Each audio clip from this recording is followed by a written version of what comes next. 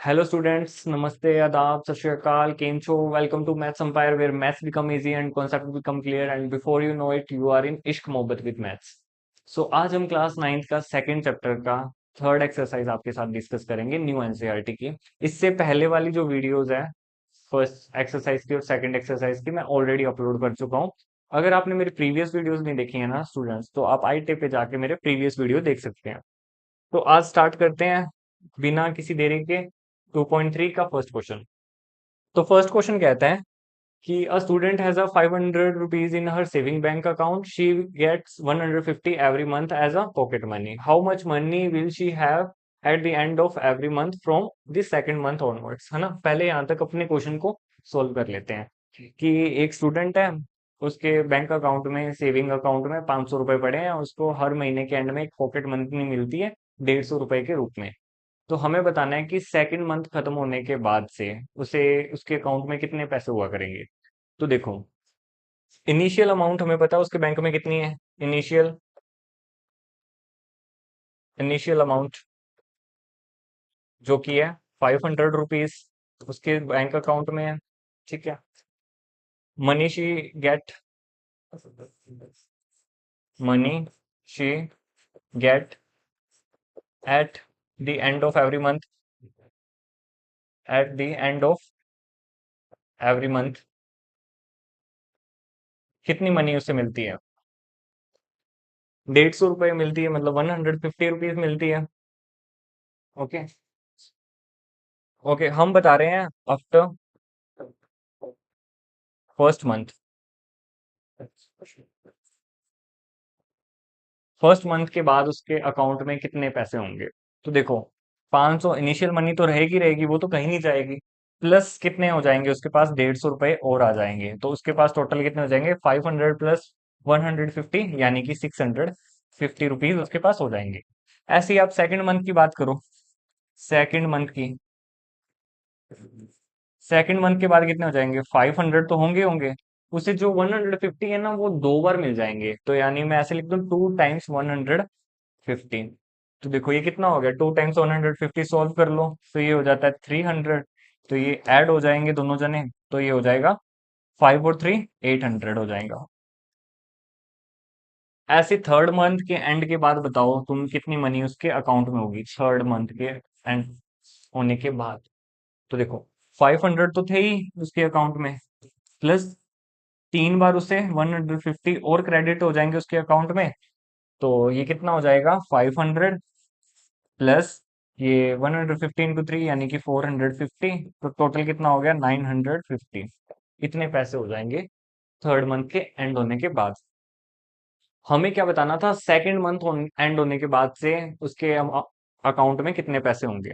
तो हमें first month की बताने की वैसे तो जरूरत नहीं थी, हमने वैसे बता दिया, ये एक्स्ट्रा है। ठीक है, अगर ना भी लिखो तो तुम्हें यहाँ से लिखना है, सेकंड थर्ड ऐसे सो ऑन। इसके बाद उसने क्या पूछा है कि हमें इसका लीनियर एक्सप्रेशन भी रिप्रेजेंट करना है, जो उसके अमाउंट ऐसे खाते में आ रही है, किस मंथ के लिए, एनथ मंथ के लिए, एनथ मंथ के लिए। ठीक है, जैसे देखो तुम ये देखो कि सेकंड मंथ खत्म होने के बाद उसके अकाउंट में 800 रुपीज थे, पर जब तुम सोल्व करने से पहले देखो 500 प्लस 2 टाइम्स 150 थे।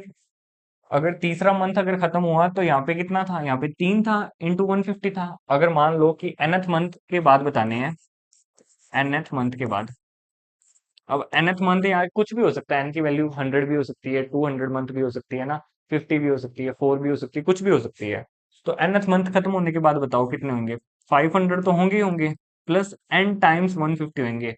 हम कहेंगे कि तुम मुझे nवां महीना बता दो, कौन सा महीना है। अगर तुम थर्ड कहोगे तो n की वैल्यू यहाँ पे 3 हो जाएगी, तुम अगर सेकंड कहोगे तो n की वैल्यू 2 हो जाएगी, अगर फर्स्ट कहोगे तो n की वैल्यू यहाँ पे 1 हो जाएगी। तो 1 होती देखो ये 1 से मल्टीप्लाई हो जाएगा, और फर्स्ट मंथ के एंड में कितने थे हमारे पास, 650 थे। ऐसे हमें इसको सोल्व करना है। तो हमने इसको लीनियर एक्सप्रेशन को रिप्रेजेंट कर दिया। अब कोई बच्चा पूछे सर ये लीनियर क्यों है ना। लीनियर एक्सप्रेशन का मतलब बता देता हूं मैं। ठीक है, लीनियर एक्सप्रेशन को कैसे चेक करें कि कोई एक्सप्रेशन जो लिखा है वो लीनियर है। इसको चेक करने के ना बेसिकली 3 तरीके से ये चेक होता है। ठीक है, देखो पहला तरीका क्या है, पहले तरीके पे अपने बाद में बात करते हैं। सबसे पहले लास्ट वाले तरीके पे बात करते हैं। लास्ट वाला तरीका है ग्राफिकल मेथड से अपन चेक कर सकते हैं। अब अपन क्या बना सकते हैं, ग्राफ बना सकते हैं, उससे क्या कर सकते हैं, चेक कर सकते हैं। ग्राफ जो आएगा ना, अगर वो स्ट्रेट लाइन है, तो हमारा एक्सप्रेशन कैसा है? लीनियर है। अगर स्ट्रेट लाइन नहीं है, तो हमारा जो एक्सप्रेशन है वो क्या नहीं है? लीनियर नहीं है। दूसरा एक तरीका ये है, कोई भी लीनियर एक्सप्रेशन को चेक करने का, उसमें आप डिग्री चेक कर लो। ठीक है, जो डिग्री आनी चाहिए ना एक्सप्रेशन की, वो आनी चाहिए 1 हमेशा। हाईएस्ट पावर मतलब वेरिएबल की 1 होनी चाहिए, मतलब कि एक्सप्रेशन में कहीं पे भी एक्स स्क्वायर, ठीक है, एक्स क्यूब जैसी टर्म्स नहीं दिखनी चाहिए, क्योंकि ऐसी टर्म्स दिखेगी तो एक्सप्रेशन क्या नहीं होगा, फिर लीनियर नहीं होगा। जैसे कोई मैं एक्सप्रेशन लिखता हूँ y is equal to A X plus B, ये जो एक्सप्रेशन है ना मेरा लीनियर है, क्योंकि यहाँ पे अगर तुम पावर चेक करो वेरिएबल की, कितनी आ रही है 1। तो हम, एक तरीका ये है कि इससे हम लीनियर एक्सप्रेशन को चेक कर सकते हैं अगर हमारे पास वेरिएबल है। तीसरा जो इंपॉर्टेंट तरीका है, जो मैं फर्स्ट पे लिखवाना चाहता हूँ, कि यही हम यूज करने वाले हैं। इसमें क्या है कि तुम ना डिफरेंस देखना होता है। डिफरेंस देखो बिटवीन, ये बिटवीन का सिंबल है, to consecutive terms, to consecutive terms का। अगर दो कंजिक्यूटिव टर्म्स के बीच में अगर डिफरेंस जो है वो कैसा रहे? कांस्टेंट रहे। कैसा रहे? कांस्टेंट रहे। तो इट मीन्स हमारा एक्सप्रेशन कैसा होता है? लीनियर एक्सप्रेशन होता है। तो देखो, इसका आप ग्राफ बनाने की तो जरूरत नहीं है, यहाँ पे कुछ भी मतलब y मान के n की वैल्यू पुट करो, y की वैल्यू आएगी, तुम ग्राफ बनाओ, स्ट्रेट लाइन आएगा, ऐसे तो कोई भी नहीं करने वाला। ठीक है, पहला चीज तो। दूसरी चीज कि इसकी पावर जैसे देखो, n की वैल्यू कितनी है, पावर कितनी है, हाईएस्ट पावर यहाँ पे 1 दिख रही है ना, n की पावर 1 दिख रही होगी, तो ये एक्सप्रेशन लीनियर है। तीसरी चीज ये है कि तुम कोई भी ऐसे ना, इनके इनमें जो भी ये पैटर्न बन के आया तुम्हारे पास, तुम इनका डिफरेंस देखो, सब में डिफरेंस क्या आ रहा है? कांस्टेंट आ रहा है। फर्स्ट मंथ से जैसे सेकंड मंथ पे तुम जंप कर रहे हो ना, क्या हो रहा है? 150 रुपए तो इंक्रीज हो रहा है, मतलब एक कांस्टेंट वैल्यू क्या हो रही है? इंक्रीज हो रही है। इसलिए ये जो एक्सप्रेशन है, ये तुम्हारा कैसा एक्सप्रेशन है? लीनियर एक्सप्रेशन है। तो चेक करने के कितने कारण बताए मैंने? 3। पहला कारण क्या है? ग्राफ से चेक कर लो, पर हम ऐसा कभी नहीं करने वाले। दूसरा कारण ये हो सकता है कि तुम पावर चेक कर लो, हाँ ये भी काफी हद तक ठीक है कि तुम पावर चेक करो, पावर वेरिएबल की एक है तो लीनियर एक्सप्रेशन है। ठीक है, या फिर तुम क्या करो, डिफरेंस चेक कर लो कोई भी दो कॉन्जिक्यूटिव टर्म्स का, तुम्हारे पास एक पैटर्न है, तुम दो टर्म्स का डिफरेंस चेक करो, अगर डिफरेंस कांस्टेंट है तो इट मींस हमारा जो एक्सप्रेशन है वो कैसा है? लीनियर एक्सप्रेशन है। इसको नोट कर लिया होगा आप लोगों ने, अगर नहीं किया है तो प्लीज नोट करो, then we move to next slide.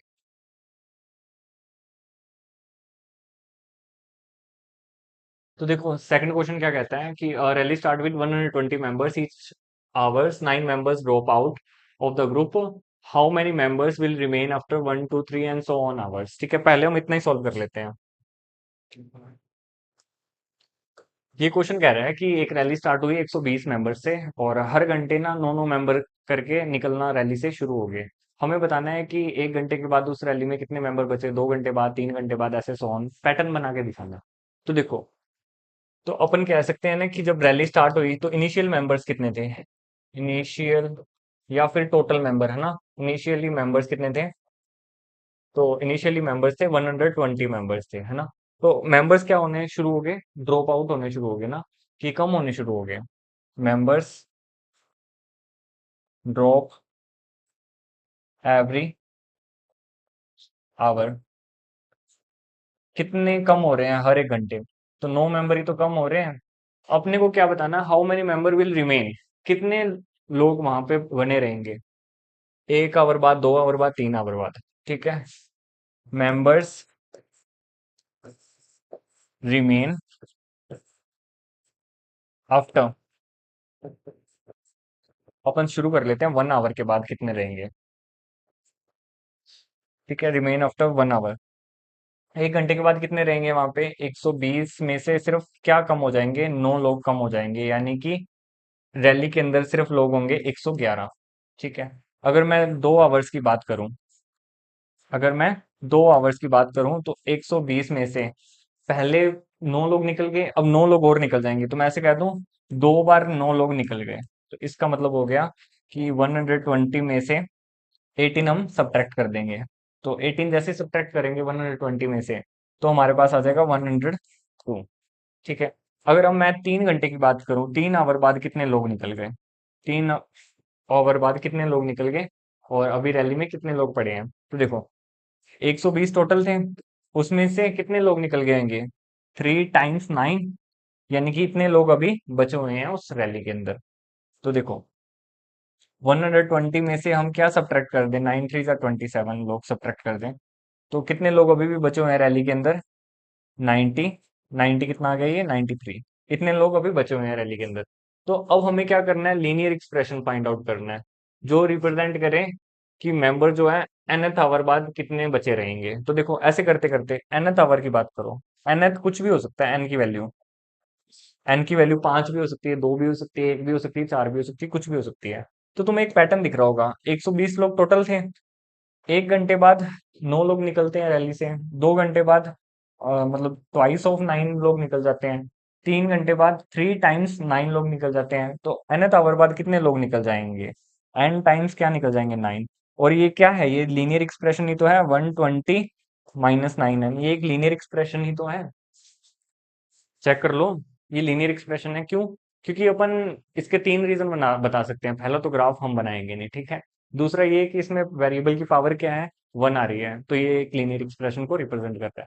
तीसरा और सबसे इम्पोर्टेंट कि कोई भी आप दो कंसेक्यूटिव टर्म्स पकड़ो, 102 और 111, इनके बीच का डिफरेंस देखो तो कितना आ रहा है, इसके बीच का डिफरेंस 9 ही तो आ रहा है। आप 93 और 102 के अंदर बीच का डिफरेंस देखो, डिफरेंस हमेशा पॉजिटिव होता है।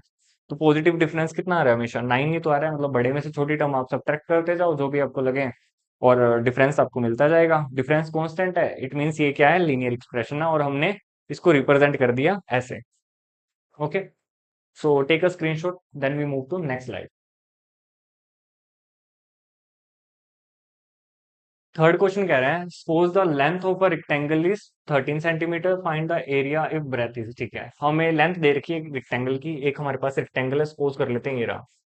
इसकी लेंथ दी हुई है सिर्फ कितनी, 13। ठीक है, और हमें ब्रेथ नहीं पता। पहले वाले केस में ब्रेथ कितनी दे रखी है, 12 सेंटीमीटर। तो अपन लिख सकते हैं ना कि ये थर्ड क्वेश्चन के अंदर, we know length of rectangle is, length of rectangle कितनी दे रखी है, ये 13 सेंटीमीटर। हमें निकालना क्या है, पहले तो ये देखो, हमें एरिया निकालना है, ठीक है। तो एरिया क्या होता है, एरिया ऑफ रेक्टेंगल, सबको पता है एरिया ऑफ रेक्टेंगल क्या होता है, लेंथ इनटू ब्रेथ, यही तो होता है एरिया। तो अपन क्या करेंगे, पहला केस बनाएंगे, उसमें हमें ब्रेथ कितनी दे रखी है, ब्रेथ कितनी दे रखी है, 12 सेंटीमीटर। तो देखो एरिया कितना हो जाएगा, आप एरिया सोल्व कर लो, कितना हो जाएगा, लेंथ कितनी है यहाँ पे 13, और ब्रेथ कितनी है यहाँ पे 12। तो एरिया कितना आ गया, ये इसको मल्टीप्लाई कर लो, 13 × 12 कितने हो गए, 156। और ये दोनों की दोनों यूनिट किस में दी हुई है, सेंटीमीटर में, तो एरिया हमारे पास आ जाएगा 156 सेंटीमीटर स्क्वायर। ऐसे ही हम सेकंड पार्ट के लिए सोल्व कर लेते हैं। सेकंड पार्ट क्या कह रहा है, देखो ब्रेथ हमें कितनी दी हुई है, 10। तो हम क्या करेंगे, एरिया निकालेंगे। एरिया क्या आएगा, लेंथ इंटू ब्रेथ। तो लेंथ 13 है, ब्रेथ कितनी है 10, तो एरिया यहाँ पे कितना आ गया, 130 सेंटीमीटर स्क्वायर। ऐसे ही सेम थर्ड पार्ट के लिए आप कर लेंगे। थर्ड पार्ट कितना दे रहा है, 8 दिया हुआ है, तो ब्रेथ कितनी दी हुई है, 8। तो देखो एरिया कितना आ जाएगा, एरिया आ जाएगा 13 × 8। 13 × 8 कितना हो जाता है, और 104,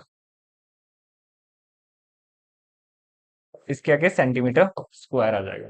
तो 104 सेंटीमीटर स्क्वायर। इसके बाद ना पता है हमें क्या फाइंड आउट करना है, हमें लीनियर पैटर्न फाइंड करना है जो रिप्रेजेंट करे एरिया को। तो देखो लीनियर पैटर्न क्या हो सकता है, अब देखो लीनियर पैटर्न क्या हो सकता है, लीनियर पैटर्न हो सकता है जो भी हमारा एरिया है, जो भी हमारा एरिया है वो कैसे आ रहा है, लेंथ कितना है 13, 13 को किससे मल्टीप्लाई कर रहे हैं हम, किसी ब्रेथ से मल्टीप्लाई कर रहे हैं, और ब्रेथ क्या हो रही है, हर बार बदल रही है। जैसे तुम मुझे ब्रेथ बता दोगे, जैसे तुम मुझे ब्रेथ बता दोगे, मैं इंटू बी लिख देता हूँ। जैसे तुम मुझे ब्रेथ बता दोगे, उसी हिसाब से मैं 13 से मल्टीप्लाई करूंगा और मेरा एरिया आ जाएगा। तो इसका लीनियर पैटर्न यही तो हो जाएगा, 13 बी। बी यहाँ पे क्या रिप्रेजेंट कर रहा है, ब्रेथ को रिप्रेजेंट कर रहा है, ठीक है। तो ये क्लियर है सबको? ठीक है। So pause the video to note it down, then we move to next slide. Okay, next one क्या कह रहा है? Suppose the length of a rectangular box is 7 centimetre. एक रेक्टेंगुलर बॉक्स है, उसकी लेंथ हमें दी हुई है 7 सेंटीमीटर, उसकी ब्रेथ भी दे रखी है, कितनी है? 11 सेंटीमीटर। ठीक है, हमें उसकी वॉल्यूम फाइंड आउट करनी है। तो ये फोर्थ क्वेश्चन में देखो कि हमें लेंथ कितनी दी हुई है। लेंथ दी हुई है हमें 7 सेंटीमीटर। हमें ब्रेथ कितनी दी हुई है? ब्रेथ दी हुई है 11 सेंटीमीटर। हमें फाइंड आउट क्या करना है? वॉल्यूम ही तो निकालनी है। किसकी? रेक्टेंगल की। तो वॉल्यूम पता है सबको क्या होती है? Length into breadth into height ही तो होती है। मैं एक बार रेक्टेंगुलर बॉक्स बना देता हूँ, ऐसा कुछ है। ठीक है। ओके। तो लेंथ ये रही, मतलब 11 सेंटीमीटर है हमारी। ये ब्रेथ जो है, सॉरी, लेंथ है हमारी 7 सेंटीमीटर है। जो ये लेंथ है इसकी 7 सेंटीमीटर, जो ब्रेथ है वो 11 सेंटीमीटर, और जो ये हमें हाइट है, हमें हर बार ऐसे अलग अलग दी हुई है। एक बार 5 सेंटीमीटर, एक बार 9 सेंटीमीटर, एक बार 13 सेंटीमीटर। तो अपने सोल्व कर लेते हैं वैसे ही। तो हमें पता वॉल्यूम का फॉर्मूला क्या होता है। वॉल्यूम क्या होती है रेक्टेंगल की? Length into breadth into height. तो देखो, लेंथ इंटू ब्रेथ तो हमें पता ही है ना। लेंथ 7 है, हमें ब्रेथ गिवन है कितनी है? 11 है, और हाइट कितनी है? यहाँ पे 5 है। तो इनको मल्टीप्लाई कर लो। 11 को 7 से मल्टीप्लाई किया तो कितना आ जाएगा? 77 इंटू 5। अब इसको मल्टीप्लाई तो करना है, 77 को 5 से मल्टीप्लाई कर लो। तो 77 को अपन किससे मल्टीप्लाई कर लेते हैं? 5 से। 7 5 जा 35, कैरी आ जाएगी यहाँ पे 3। 7 5 जा 35, 35 और 3 कितना हो गया? 35 और 3 38। तो ये आ जाएगा 385। और सारी चीजें सेंटीमीटर में थी, तो ये सेंटीमीटर क्यूब इसकी क्या आ जाएगी? वॉल्यूम आ जाएगी। ऐसे सेकंड केस में देखो वॉल्यूम क्या आएगी। वॉल्यूम आएगी length into breadth into height. यहाँ पे लेंथ कितनी दी हुई है? 7, ब्रेथ कितनी दी हुई है? फिक्स ही है, और हाइट इस बार चेंज होगी सेकंड वाले केस में। हाइट इस बार कितनी दी हुई है? 9। तो अब इसको मल्टीप्लाई कर लो, ये आ जाएगा 77। और इसको अब 9 से मल्टीप्लाई करना है, कि 77 को देखो 9 से मल्टीप्लाई करने पे क्या आ जाता है। तो 7 9 का कितना होता है? 63। तो यहाँ पे 3 आएगा, और कैरी कितनी आ जाएगी? 6। 7 9 जा 63। 63 और 6 कितना हो गया? 63 और 6 हो गया 69। तो इसका आ जाएगी वॉल्यूम 693 सेंटीमीटर क्यूब। ऐसी थर्ड वाला पार्ट करना, वॉल्यूम अगेन।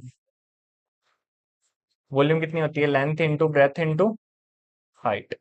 तो देखो, हमें पता है लेंथ कितनी है 7, ब्रेथ कितनी है 11, और हाइट इस बार कितनी दी हुई है? 13। ठीक है। तो अब इसको सोल्व कर लेते हैं। 11 इंटू 7 इंटू 13 को मल्टीप्लाई जब करते हैं ना, तो आता है 1001। तो इतने सेंटीमीटर क्यूब। ये इसकी क्या आ गई? वॉल्यूम आ गई। अब इसका लीनियर पैटर्न भी तो रिप्रेजेंट करना है। देखो, लीनियर पैटर्न के लिए क्या करना है? तो वॉल्यूम को लीनियर पैटर्न में कैसे रिप्रेजेंट करें? वॉल्यूम को लीनियर पैटर्न में, यहाँ पे लेंथ फिक्स है कितनी? 7, और ब्रेथ भी फिक्स है 11, और हाइट क्या है? वेरिएबल। एक बार एच मान लेते हैं, तो 11 7 जा 77, तो 77 एच। तो ये हमारी क्या आ गई? वॉल्यूम आ गई। और इसका ये क्या आ गया? लीनियर पैटर्न आ गया, क्योंकि इसमें जो वेरिएबल की तुम हाईएस्ट पावर देख रहे हो ना एच की, वो कितनी है? 1 है। तो इट मीन्स ये पैटर्न कैसा है? लीनियर पैटर्न है। और ये हमारी पहला, दूसरा और तीसरे केस में वॉल्यूम आ गई, जब हाइट हमारी क्या है? बदल रही है। और ये हमारा लीनियर पैटर्न आ गया। जैसे तुम मुझे हाइट दोगे, एच दोगे, एच कुछ भी दो तुम, अगर एच मुझे तुमने मान लो 5 दिया, तो मैं एच की जगह 5 रखूंगा, तो मेरे पास वॉल्यूम आ जाएगी। तो ये पैटर्न किसको शो कर रहा है? वॉल्यूम को शो कर रहा है। और ये है कैसा? ये लीनियर है। क्यों है ये लीनियर? क्योंकि एच की पावर यहाँ पे कितनी है? हाईएस्ट 1 ही है। तो ठीक है स्टूडेंट्स, आप इसका स्क्रीनशॉट लो, then we move to next slide.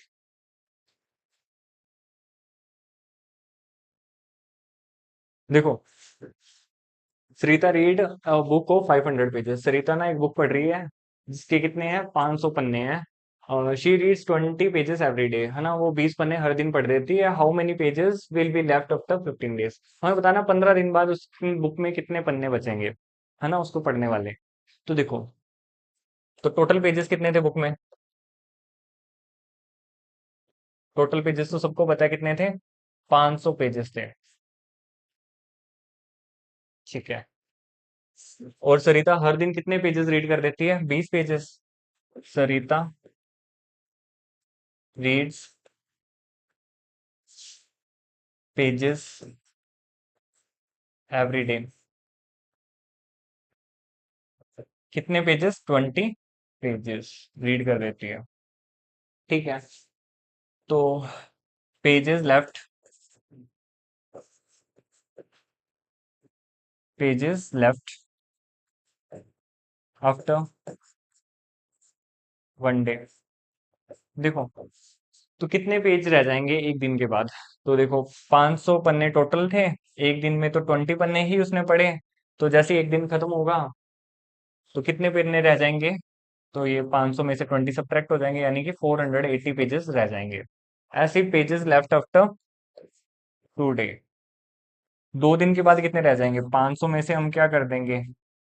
2 times 20 subtract कर देंगे, क्योंकि 2 दिन में उसने कितने पन्ने पढ़ लिए होंगे?